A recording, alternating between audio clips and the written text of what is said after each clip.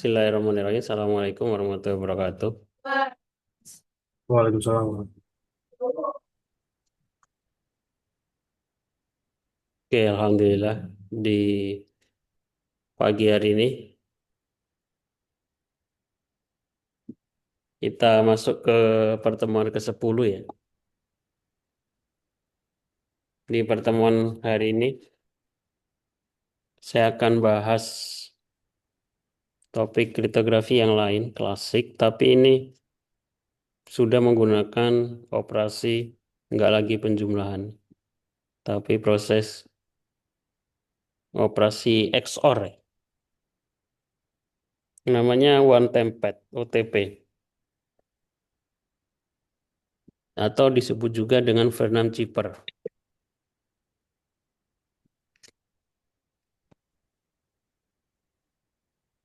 Kalau kita cari di Scholar penelitian terdahulu ada banyak contoh topik penelitian yang bisa diambil.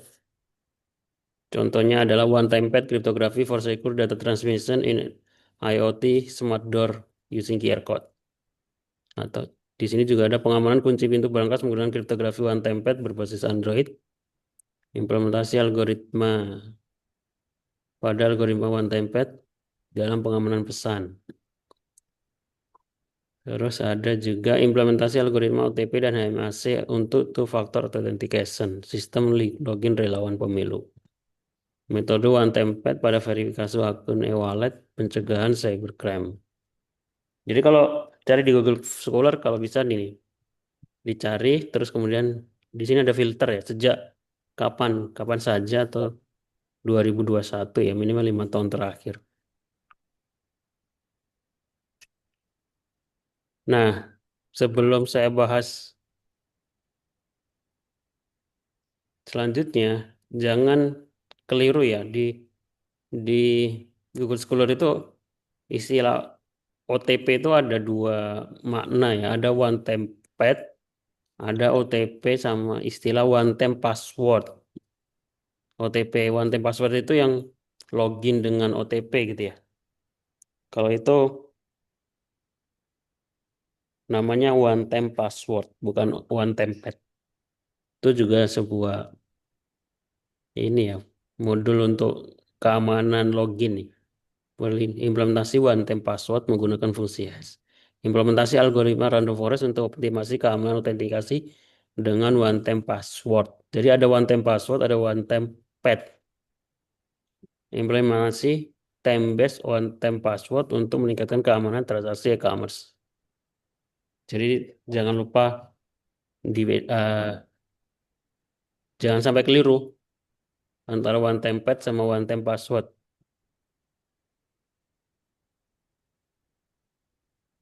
Oke. Apa itu one time pad atau Vernam Chipper?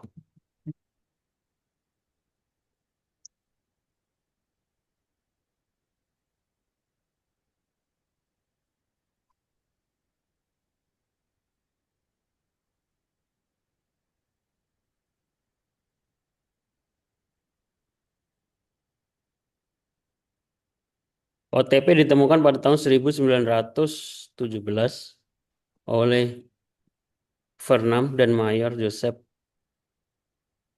OTP sering disebut dengan Vernam Chipper. Vernam ini nama orang ya. OTP merupakan algoritma yang relatif gampang untuk dipelajari dan bisa dinyatakan oleh para ahli kriptografi sebagai perfect encryption algorithm. One time pad atau pad ini adalah kertas bloknot ya berisi deretan karakter-karakter kunci yang dibangkitkan secara acak. Algoritma OTP merupakan algoritma berjenis symmetric key. Key. Jadi nanti tipe algoritma enkripsi itu, tipe algoritma kriptografi itu ada symmetric key sama asymmetric ya. Yang maksudnya ada tipe kriptografi yang menggunakan kunci yang sama, symmetric key. Ada tipe kriptografi yang menggunakan kunci yang berbeda, asymmetric key. Jadi untuk melakukan enkripsi dan dekripsinya, nanti ada beberapa metode yang menggunakan kunci yang berbeda. Selama kunci itu sama disebut symmetric key. Untuk melakukan enkripsi dan dekripsi merupakan kunci yang sama. Dalam proses enkripsi, algoritma ini menggunakan cara stream chipper di mana chipper berasal dari hasil XOR. Yang sudah ikut mata kuliah aljabar linear ya. Ada kan OR, AND, XOR, XAND gitu ya dan lain sebagainya. Antara bit plain text dan bit key. Jadi nanti di kriptografi modern itu nanti untuk operasi aritmatikanya itu nggak menggunakan penjumlahan dan pembagian dan modulus ya, tapi menggunakan XOR dan lain sebagainya berbasis biner. Fungsi untuk mengenkripsi hanyalah mengeksorkan plain text dengan kunci yang telah disiapkan untuk menghasilkan ciphertext. Sedangkan fungsi untuk mendekripsi tinggal mengeksorkan ciphertext dengan kunci yang sudah disepakati. Di sini ada dua tipe OTP ya. Yang pertama dengan sistem huruf abjad sama sistem huruf biner.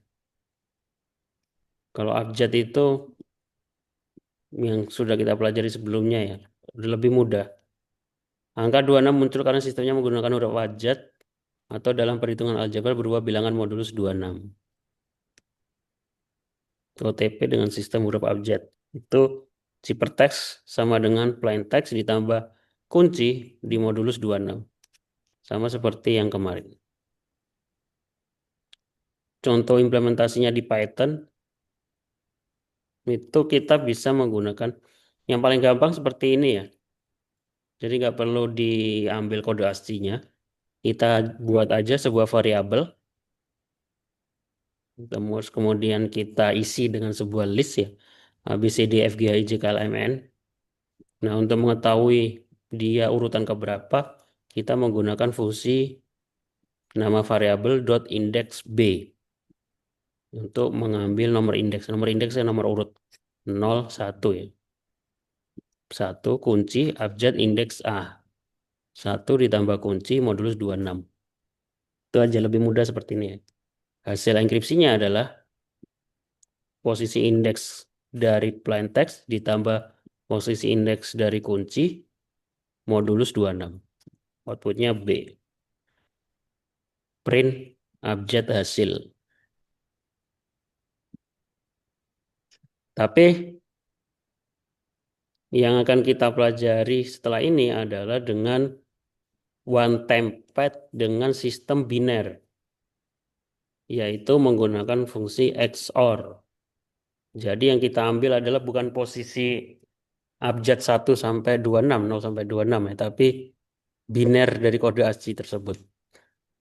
Masih diingat ya, biner itu ketika 0 ketemu 0, false ketemu false, XOR-nya adalah false, 0, 1, XOR-nya 1. Jadi dia akan menghasilkan benar selama ada benar. Tapi ketika benar ketemu benar, true ketemu true, hasilnya false. Harusnya sudah dipelajari di materi perkuliahan sebelumnya di aljabar. Oke, contoh langsung ya. Eh, implementasi one time pad. Seumpama kita punya sebuah plain text atau sebuah teks yang belum dienkrip. RUSD, RUSDI dengan key-nya. Jadi panjang key sama panjang plain text itu harus sama ya. Kalau nggak sama, key-nya nanti kita ulang. Menyamakan panjang plain text. Yang pertama adalah karakter R, plain text-nya. Kode aslinya 82. Nah, 82 ini kita binerkan dengan basis 8 ya, 8 bit. Biner dari 82 adalah 0101 0010. U 85. U besar ya. Notasi binernya adalah 0101 0101 dan seterusnya. Ini karakter plain text-nya. Kita konversi dulu ke kode aslinya, nomor urut berapa, kemudian notasi binernya. Kita binerkan. Kemudian plain text, kuncinya, kita ambil kode ASCII binernya, notasi binernya. Selanjutnya, biner dari plain text kita XOR-kan dengan biner dari kunci.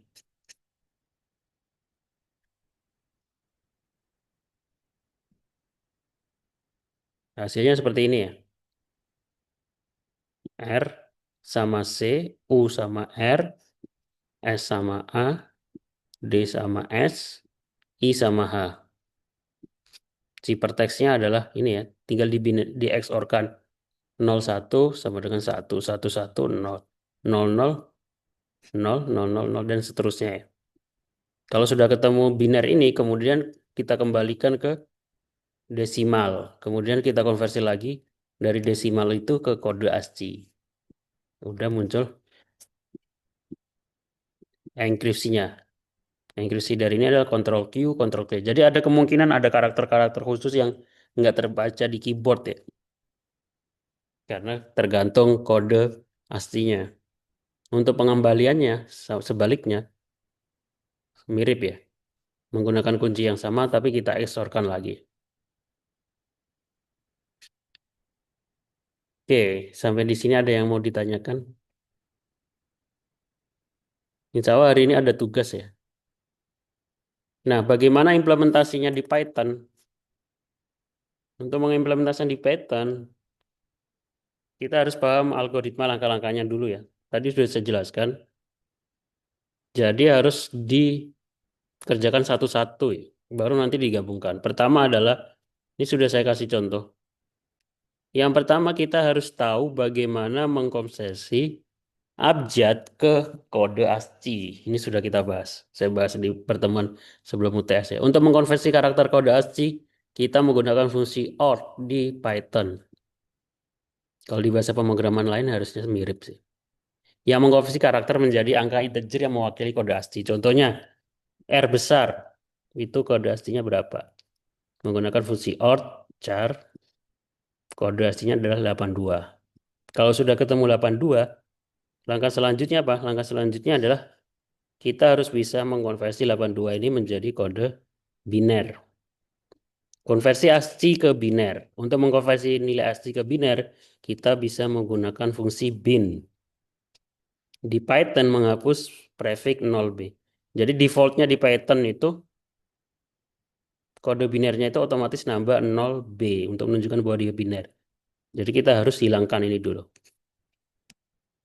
Contohnya 82 st value bin st value kita hilangkan dua karakter depannya akan menghasilkan nilai 10101010.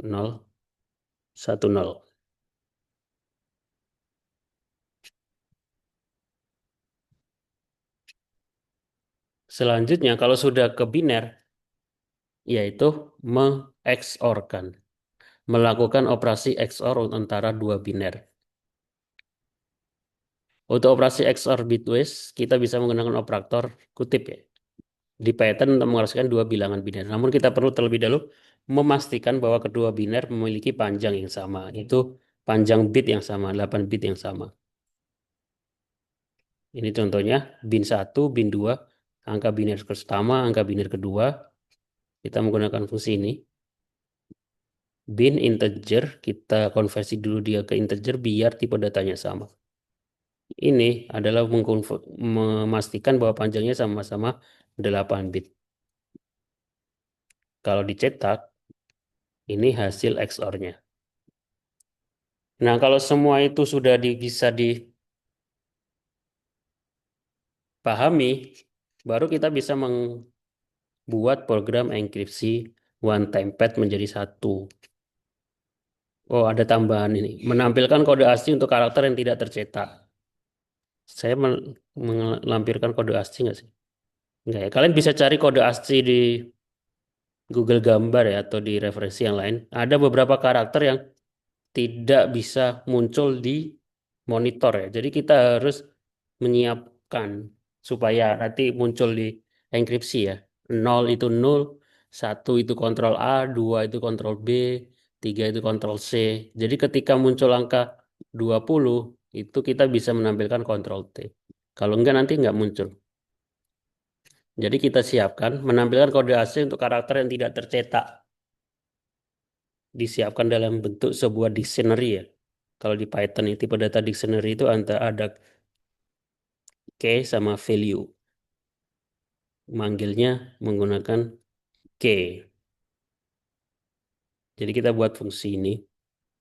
Contohnya kita mendapatkan angka 17 itu adalah control Q. Jika kode aslinya 17, yaitu antara 0 sampai 31 yang nggak kebaca. Ini tambahan aja supaya apa? Supaya ketika muncul karakter-karakter khusus, itu tetap tampil di layar. Nah, kalau sudah kita gabungkan menjadi satu, sebuah fungsi enkripsi one time pad. Contohnya di sini plain text, kita masukkan kata Rusdi, K-nya adalah crash, CRASH, ini fungsi enkripsinya, sehingga muncul di sini adalah seperti gambar dari Ctrl Q, Ctrl G, Ctrl R, Ctrl W, sama Ctrl A. Nah, sekarang masih ada pertanyaan. Ini adalah proses enkripsi. Ya, bagaimana proses dekripsinya? Nah, itu jadi tugas. Sebenarnya dari sini itu bisa dibalik ya. Tapi kan proses baliknya harus dipahami dulu, nggak asal balik. Nah, tugasnya adalah buat deskripsi dari ciphertext balik lagi ke dalam plain text dari contoh yang tadi. Oke, sampai sini ada pertanyaan?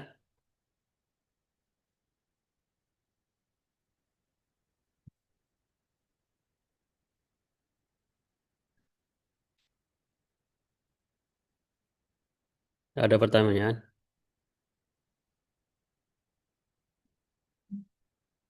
Jadi sisa waktunya perkuliahan ini silakan diskusi sama temannya bagaimana membuat deskripsi ya, dari contoh enkripsi yang sudah saya kasih contoh. Silakan dikerjakan, dikumpulkan di e-kampus pertemuan ke-10 ya.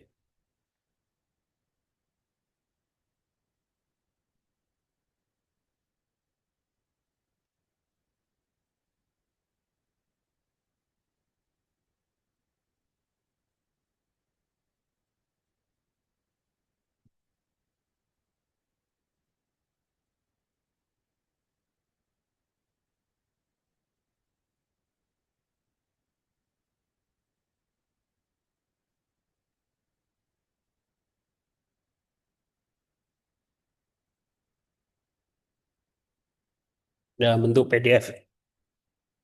Kalau bisa nggak cuma output programnya aja. Di PDF itu ditampilkan source code-nya, sintaknya, kalau bisa ada penjelasannya, ada flowchart-nya juga lebih bagus.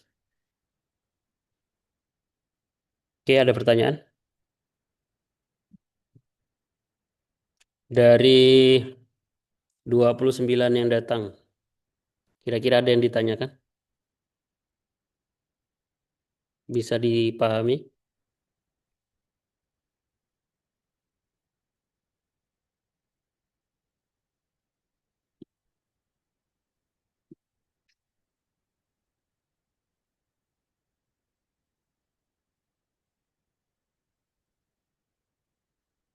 Nggak ada?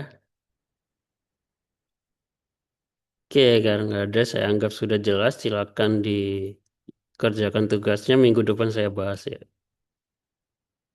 Saya harap sih, walaupun sekarang sudah ada chat GPT, dengan sangat mudah bisa dikerjakan sama chat GPT ya. AI, tapi paling nggak harus paham tiap baris kodenya. Harus paham maksudnya apa. Dan bisa jelasin.